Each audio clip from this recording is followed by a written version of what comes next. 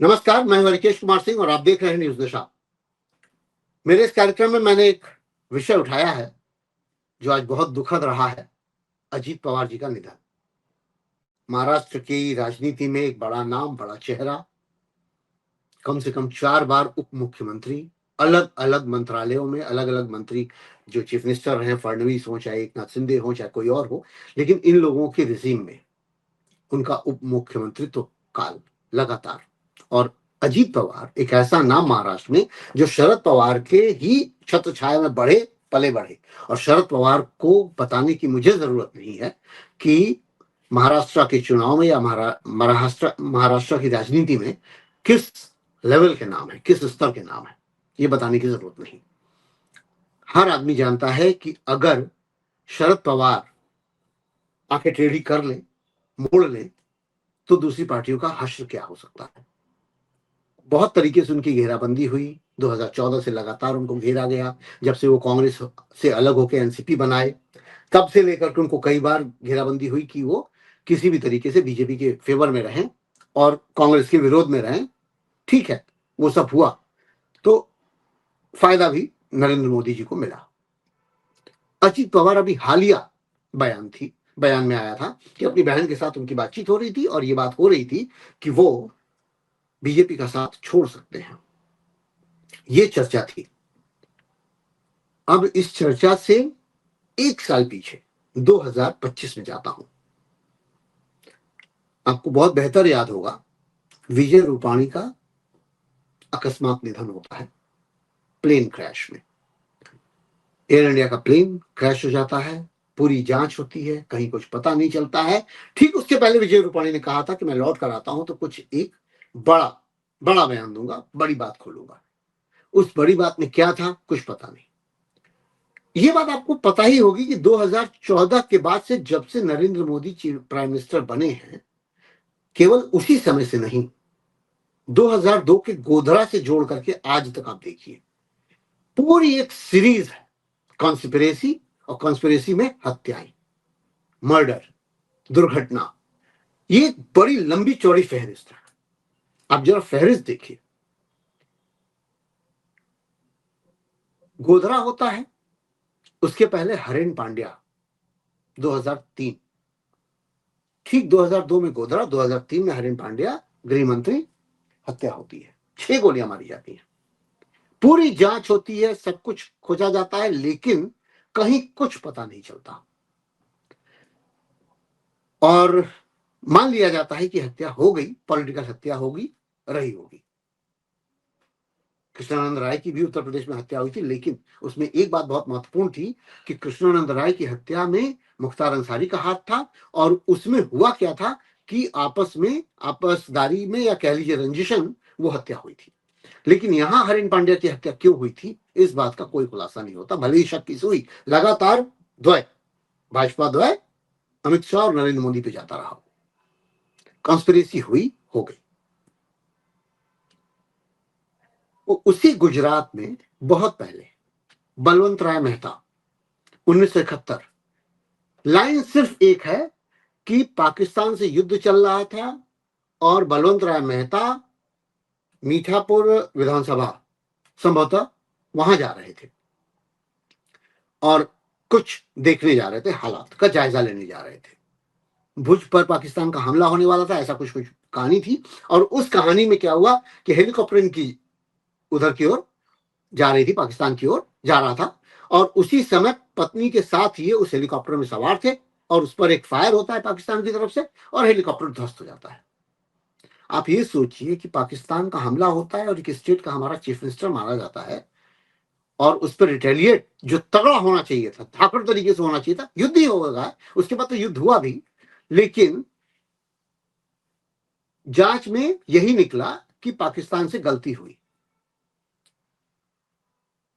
एक और कहानी, ताशकंद, लाल बहादुर शास्त्री याह्या खान से मिल करके वहां पर साइन होता है, एक समझौता होता है। और आप ये सोचिए कि वहां से मृत लाल बहादुर शास्त्री, ताशकंद जो आज की डेट में, उस समय रूस में था लेकिन आज की डेट में उज्बेकिस्तान का वो है, स्थान है, वहां से लाल बहादुर शास्त्री का शव आता है, न पोस्टमार्टम होता है, न जांच होती है, न चिन्हित किया जाता है कि कैसे हुआ, क्या हुआ, और ऐसा माना जाता है कि उनका शरीर नीला पड़ चुका था। ये राजनीतिक हत्याओं की पूरी एक लिस्ट है, जिसमें आपको याद होगा प्रमोद महाजन 2006 भाई के ऊपर होता है कि भाई ने गोली मारी और कई गोलियां मारी और मार के उन्हें मार दिया। उसी में 2024 में पूनम महाजन उनकी बेटी फिर से कहती है कि जांच की जाए, पर जांच होती नहीं है। कुछ बताने की कोशिश भी नहीं हो रही है, कुछ तलाशने की कोशिश भी नहीं हो रही है। माधवराव सिंधिया का प्लेन क्रैश होता है, हताहत हो जाते हैं। इसके बाद तो फिर आप जानते ही हैं गोपीनाथ मुंडे कैसे मरते हैं। गाड़ी से पहले दिन ही कैबिनेट मंत्री अपने कार्यालय की ओर जा रहा है और केवल एक कार के सामने आ जाने से मुड़ती है कार, और गोपीनाथ मुंडे उस एक्सीडेंट का हिस्सा बनते हैं और उनका ब्रेन हैमरेज होता है और उनका देहांत हो जाता है। आपको नहीं लगता कि कॉन्स्पिरेसी है? आपको नहीं लगता कि इसमें षड्यंत्र है? ये हर हाल में इस बात को चिन्हित करता है। क्यों? क्योंकि आपके पास प्रशासन है, शासन है, सारे अधिकार है, सारी ताकत है, बावजूद इसका आप पता नहीं कर पाते हैं कि रियल चेक या रियलिटी क्या कहती है कि वास्तव में क्या हुआ था। इसके बाद आप आइए, बहुत सारे ऐसे नाम हैं हत्याओं के, मर्डर्स के, कि जिनकी फहरिस्त पूरी है। जस्टिस लोया मारे गए, कैसे मरे, क्या मरे, कुछ पता नहीं, सब लोग शांत। ये मुझे बहुत ज्यादा उद्वेलित करता है ये जानने के लिए कि आखिर होता कैसे है। विपिन रावत हेलीकॉप्टर में क्रैश, क्या उसका पायलट किसी का, इन अधिकारियों का इतना मूर्ख होता है कि उसे दिख रहा है कि धुंध है, उड़ा नहीं सकता, फिर भी उड़ा लेता है? इतना कॉन्फिडेंट। मुझे लगता है कि अगर आप रास्ते में चलिए और आपका ड्राइवर बहुत तेज गाड़ी चला रहा हो तो आप उसको 2 बार टोक देते हैं कि नहीं, स्लो चलो, आराम से चलो। मैं समझता हूं कि अगर आपके बस में हो तो बहुत ज्यादा धुंध या बहुत ज्यादा बारिश हो और प्लेन उड़ाने की ताकत कोई रखना चाहता हो कि मैं प्लेन उड़ा ले जाऊंगा, तो आप भी उस कैपेसिटी में अगर होंगे तो मना कर देंगे कि नहीं, रुक जाए। यहां पर भी वही बात आ रही है कि प्लेन क्रैश हो गया और अजीत पवार उसका शिकार हो जाते हैं, और उसमें भी यही बात आ रही है कि प्लेन परफेक्टली करेक्ट था, फिट था, बहुत अच्छी क्वालिटी का था। उसके दोनों पायलट जो उसमें मरे हैं वो दोनों पायलट भी बहुत अनुभवी थे। ये सारी बात आ चुकी है। आपको शक नहीं होता कि ऐसा कैसे हुआ, क्यों हुआ? सेम चीज विपिन रावत के साथ हुई थी। कहने का तात्पर्य यह है कि ये जितनी भी कॉन्स्पिरेसी, जो भी षड्यंत्रकारी हत्याएं होती हैं, या मैं कहूं दुर्घटना होती है, दुर्घटना और हत्या में ज्यादा फर्क दिखता नहीं है मुझको। इतनी सारी घटनाएं हैं कि जिनका विश्लेषण करने बैठे तो पूरा का पूरा दिन निकल जाएगा और आपको हाथ कुछ नहीं आएगा। निश्चित तौर पे इसमें ताकत काम करती है, मुझे ऐसा लगता है। मुझे ऐसा लगता है कि सच बताएं तो जितनी भी राजनीतिक हत्याएं होती हैं या जितनी भी राजनीतिक दुर्घटनाएं होती हैं, उन सब के पीछे कोई न कोई साजिश, कोई न कोई षड्यंत्र, कोई न कोई लाभ या अलाभ की स्थिति होती है।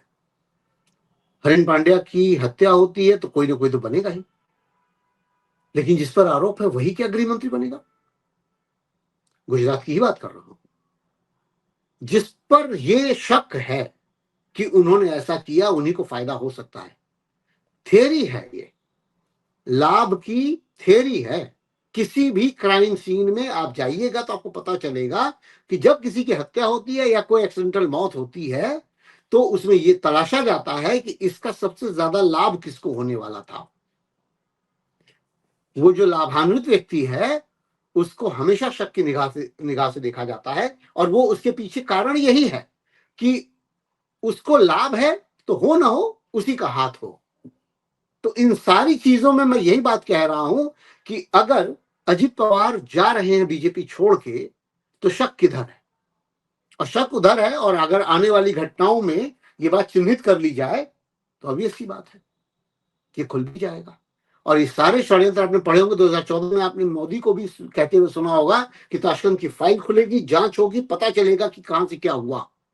लेकिन ताशकंद की फाइल तो जाने कहां चली गई, पिक्चर बन गई, उटपटांग पिक्चर बना के अपनी फाइल खोल दी, जिसका कोई भी वास्तविक परिणाम से लेना देना ही नहीं है।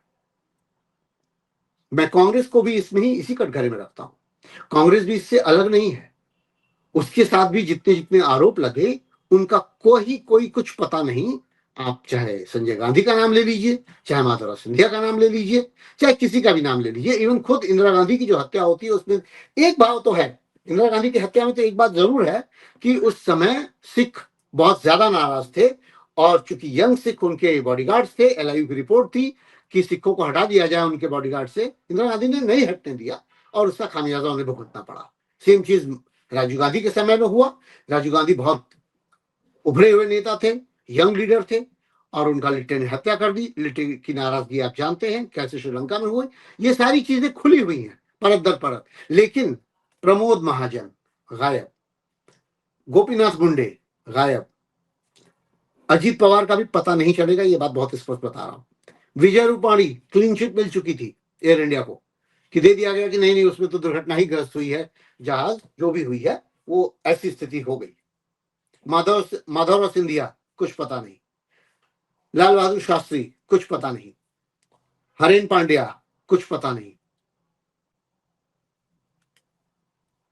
देश की इतनी बड़ी राजनीतिक व्यवस्था, देश का प्रशासन इतना बड़ा, उसमें छुटभैया घटनाओं की तो जगह ही नहीं है। इतनी बड़ी बड़ी घटनाएं होती हैं और इन घटनाओं के बारे में हम लोग किन कर्तव्य विमूढ़ बने देखते रहते हैं। मेरा आज का विषय टॉपिक यही था कि जरा सवाल खड़े करिए, जरा ध्यान दीजिए कि आखिर ऐसा क्यों होता है।